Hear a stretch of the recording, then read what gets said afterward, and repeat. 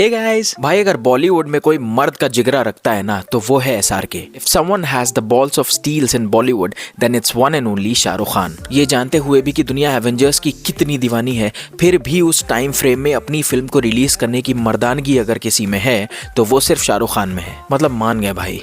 Although SRK past में भी clashes से कभी बचे नहीं है और मोस्टली उन क्लैशेस में वो जीते ही हैं, बट एवेंजर्स डूम्सडे के आसपास अपनी मूवी रिलीज करने के लिए गट्स चाहिए बॉस। तो किंग की टाइटल रिवील वीडियो के बाद अब उसका डेट अनाउंसमेंट टीजर रिलीज कर दिया गया है, जहां बॉलीवुड के बादशाह शाहरुख खान दहाड़ते हुए नजर आ रहे हैं। व्हाइट शर्ट, बर्फीले पहाड़ और खून में लथपथ शाहरुख बहुत ही खतरनाक लग रहे हैं। एक बात हमेशा से शाहरुख खान में है कि वो डरते नहीं है, चाहे फैन जैसी एक डार्क साइकोलॉजी वाली फिल्म करनी हो या फिर जीरो जैसा एक्सपेरिमेंटल सिनेमा, चाहे खुद की फिल्म भले ही रोमांटिक जॉनरा की हो फिर भी मास मसाला फिल्म से क्लैश करने से ना डरना हो। He is never afraid of trying something new and be bold. उस बंदे को जो करना है वो डंके की चोट पे करता है, फिर एंड रिजल्ट चाहे जैसा भी हो वो अपना 200% उस प्रोजेक्ट पे देगा और यही इस मूवी में देखने मिलेगा। जिन लोगों को नहीं पता उन्हें मैं ये बता दूं कि पहले इस फिल्म को सुजॉय घोष डायरेक्ट करने वाले थे with Shahrukh Khan in an extended cameo, but फिर इस फिल्म के प्लॉट और स्केल में मेजर चेंजेस किए गए और शाहरुख खान का एक फुल फ्लेजेड रोल रखा गया। फिर फिल्म के स्केल को ध्यान में रखते हुए सुजॉय घोष डायरेक्टर्स हैट उतार देते हैं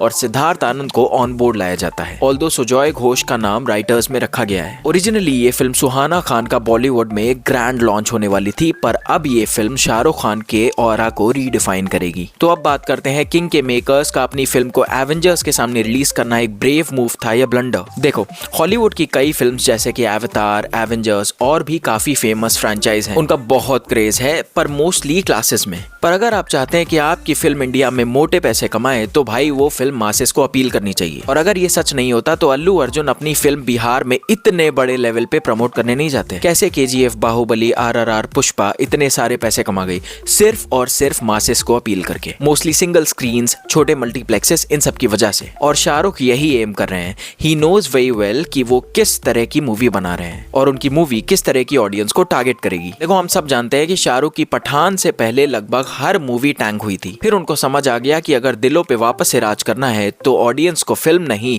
एक सिनेमैटिक एक्सपीरियंस देना होगा। और फिर सब बदल गया and now he looks like a different beast all together on screen. और भाई ये भी सच है कि भारत का बच्चा बच्चा शाहरुख खान को जानता है, पर हॉलीवुड की फिल्में हर कोई नहीं देखता। इस बात से तो ये लग रहा है कि शाहरुख की फिल्म को ऑडियंस मिल जाएगी। पर अब प्रॉब्लम यह है कि एवेंजर्स का भी मासेस में भयंकर क्रेज है। एवेंजर्स एंड गेम ने सिर्फ इंडिया में 442 करोड़ छाप डाले थे, तो इसलिए किंग के सामने ये पहाड़ जैसी खड़ी है। और क्योंकि इंडिया एक बहुत बड़ी मार्केट है तो एवेंजर्स के मेकर्स इसको हल्के में तो नहीं लेने वाले और वो इंडिया में कोई ना कोई प्रमोशनल स्ट्रैटेजी तो प्लान करेंगे ही। देखा जाए तो शाहरुख की ग्लोबल इमेज काफी तगड़ी है और उनकी मूवी ओवरसीज में बहुत कमाती है, पर यहाँ ग्लोबली भी एवेंजर्स ही बाजी मारेगी। किंग के सामने एक और बहुत बड़ी प्रॉब्लम ये है कि उसी वीक में, मतलब उसी टाइम फ्रेम में ड्यून पार्ट 3 भी रिलीज हो रही है। तो दो हॉलीवुड की लेगेसी वाली फिल्म्स और उनके सामने बस एक हफ्ते के गैप में रिलीज होगी किंग जैसी एक स्टैंड अलोन फिल्म। तो इन पॉइंट से तो यही लग रहा है कि किंग के मेकर्स गलती कर रहे हैं अपनी रिलीज डेट के साथ। As a fan, as an Indian, मैं तो पहले किंग ही देखने जाऊंगा, पर बाकी दोनों भी जाऊंगा। आप लोगों का क्या कहना है इस ईयर एंड घमासान को लेके? Let me know in the comment section below. So that's all for this video. मिलते हैं अगले वीडियो में। Bye bye.